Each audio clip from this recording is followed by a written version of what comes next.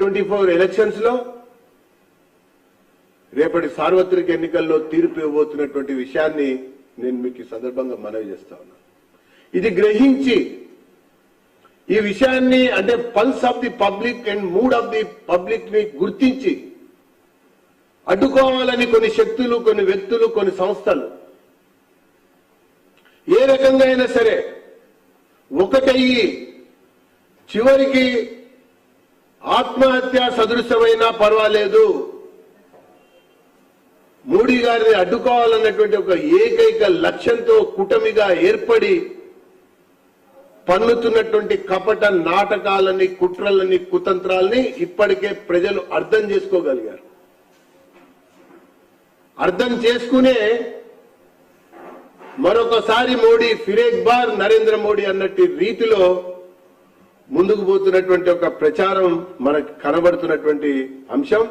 భారతీయ సాంస్కృతిక వైభవాన్ని కాపాడినటువంటి వ్యక్తిగా, సుస్థిరంగా ఉండగలిగేటువంటి నాయకుడిగా మరొకసారి మోడీకి ప్రజలు పట్టం కట్టబోతా ఉన్నారు.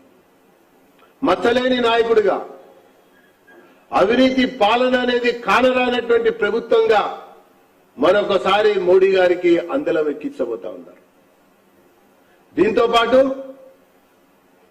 ఈ భారతదేశం ఒకటి, ఈ భారతదేశంలో ఒకే చట్టం ఉండాలి, ఒకే రకమైనటువంటి రాజ్యాంగం ఉండాలి అన్నటువంటి ఒక అభిప్రాయంతో 370 రద్దు తర్వాత అటక్ నుంచి కటక్ వరకు, కాశ్మీర్ నుంచి కన్యాకుమారి వరకు irrespective of caste, creed, reason, religion will be one, India will be one, shall be one అని భావించే ప్రతి భారతీయ పౌరుడు ఈరోజు మోడీ గారికి బాసటగా ఉంటున్నటువంటి ఒక నేపథ్యంలో మోడీనే అన్నిటికీ గ్యారంటీ అన్నటువంటి విధానమే నినాదంగా తీసుకుని ఈరోజు ప్రజల్లోకి వెళ్తున్నటువంటి ఏకైక అతిపెద్ద రాజకీయ పార్టీ భారతీయ జనతా పార్టీ అని చెప్పని నేను పేర్కొంటా ఉన్నా. ఇది ఒకవైపున నడుస్తున్నటువంటి చరిత్ర, కనబడుతున్నటువంటి ఒక దృశ్యం, ప్రజలు ఆలోచిస్తున్నటువంటి ఒక వైనం. ఈ నేపథ్యం, ఈ సందర్భంలో అమూల్ బేబీగా పిలువబడుతున్నటువంటి వ్యక్తి లోక్సభలో అనేక సందర్భాల చర్చల సమయంలో చిలిపివేషాలేసి అనేక రకాలుగా వ్యవహారం చేసినటువంటి వ్యక్తి హైదరాబాద్ లో రాబోతున్నాడు. మరి జన జాతర అనే పేరు మీద సమావేశం పెడుతున్నటువంటి ఒక విషయం. ఆయన గ్యారంటీ ఇస్తాడట. ఆయన గ్యారంటీ ఇవ్వడానికి తుక్కుగూడలో బహిరంగ సభకి రాబోతున్నాడు. తుక్కుగూడ సమావేశం ఈసారి కాంగ్రెస్ ని తుక్కుగా ఓడగొడుతుంది. గతంలో తెలంగాణ రాష్ట్రంలో కూడా జరిగినటువంటి సార్వత్రిక ఎన్నికల్లో కేసీఆర్ ని ఓడగొట్టాలి అన్నటువంటి ఒక మూడ్ ఆఫ్ ది పబ్లిక్ తో వేసినటువంటి ఓటు. కానీ ఈసారి భారత ప్రజలంతా కూడా, భారతదేశంలో ఉన్నటువంటి అన్ని రాష్ట్రాల ప్రజలు కూడా మరొకసారి భారత ప్రధానమంత్రి నరేంద్ర మోడీని చేయాలి అన్నటువంటి ఒక పాజిటివ్ సంకల్పంతో వేస్తున్నటువంటి ఒక ఓటులో ఈ రాష్ట్రంలో కాంగ్రెస్ కనుమరుగైతుంది, కొట్టుకుపోతుంది, కూలిపోతుంది అని చెప్పని నేను పేర్కొంటా ఉన్నా. ఈ రాహుల్ గాంధీ ఎవరికి గ్యారంటీ? దేనికి గ్యారంటీ?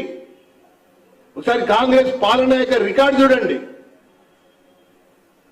స్వాతంత్రం వచ్చినప్పటి నుంచి ఈనాటి వరకు కూడా నెహ్రూ గాని, ఇందిరాగాంధీ, రాజీవ్ గాంధీ గాని, మన్మోహన్ సింగ్ గాని ఎవరికి గ్యారంటీ? వీళ్ళు దేనికి గ్యారంటీ అంటే కుటుంబ పాలనకి గ్యారంటీ ఈ కాంగ్రెస్ పార్టీ. అవినీతికి మారుపేరు, అవినీతికి గ్యారంటీ ఈ కాంగ్రెస్ పార్టీ. కుంభకోణాలకి పెట్టింది పేరు కాంగ్రెస్ పార్టీ గ్యారంటీ. పేదరికాన్ని నిర్మూలిస్తామని చెప్పినటువంటి కాంగ్రెస్ పార్టీ ఘోరంగా వైఫల్యం చెందిన దానికి ఈ కాంగ్రెస్ పార్టీ గ్యారంటీ. అవకాశవాద రాజకీయాలకు గ్యారంటీ కాంగ్రెస్ పార్టీ.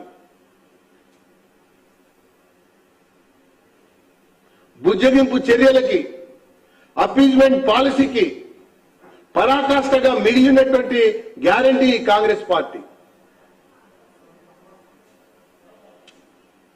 కొత్తగా వీళ్ళు ఏదో గ్యారంటీ ఇస్తామంటే ప్రజానికం నమ్మే స్థితిలో లేరు, పరిస్థితిలో లేరు. ఆశ్రిత పక్షపాతానికి గ్యారంటీ కాంగ్రెస్ పార్టీ, వారసత్వ పాలనకి గ్యారంటీ ఈ కాంగ్రెస్ పార్టీ.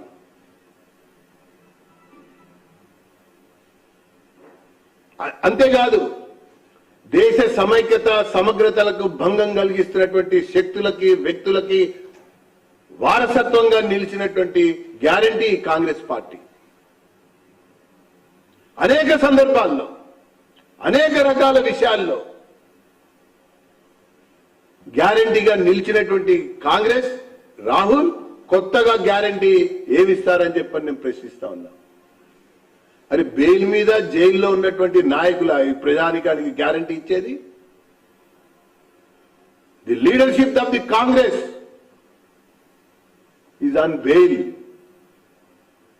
కాంగ్రెస్ పార్టీ యొక్క అగ్రనాయకులు ఈరోజు బెయిల్ మీద ఉండి దేశంలో తిరుగుతా ఉన్నారు.